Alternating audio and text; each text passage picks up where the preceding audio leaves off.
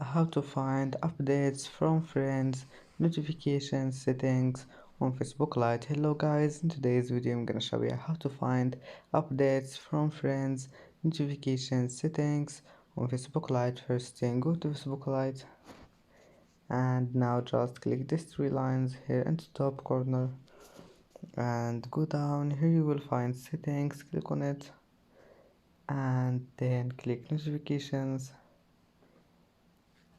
and here all you need to do is just click this one, updates from friends, and here you can manage anything you want